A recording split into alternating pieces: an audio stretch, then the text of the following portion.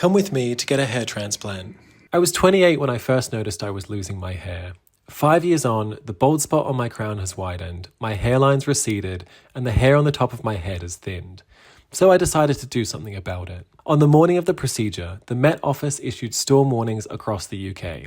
So within minutes of stepping out of my East London flat, my umbrella handle broke clean off and flew down the street. Thankfully, there were no train disruptions, so I made it to the clinic just after midday and ready for a 1 p.m. start. I'd previously had an incredibly reassuring consultation with the surgeon, Dr. Shuja Chowdhury, just to go through the whole process and ask any questions I wanted. So after a quick refresh, it was time to get started. Clinic assistant Gosha shaved my head down to a 0.5 all over, and I'm not going to lie, this was one of the scariest parts of the whole day. The actual procedure is in several sections. First, there's the administering of the local anaesthetic, which only lasts for about 5 minutes.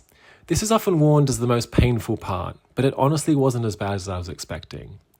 Then for around 2 hours, about 2,100 grafts from the back of my head were extracted as I laid on my stomach. After that, it was time for a 45-minute lunch break to refuel.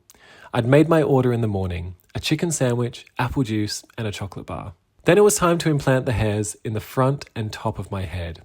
Dr. Shuja made tiny incisions in my scalp for the clinic assistants to then painstakingly insert one by one. This took about 4 hours in total, but there's the option to watch TV or listen to the radio because I was lying on my back this time. All up, the procedure took about 7 hours from start to finish, with a short consultation at the end to go through post-op care. I left the clinic by 9 p.m. to jump in an Uber to go back to London. Coincidentally, meeting a driver who clocked my bandages and told me about his own transplant story several years ago.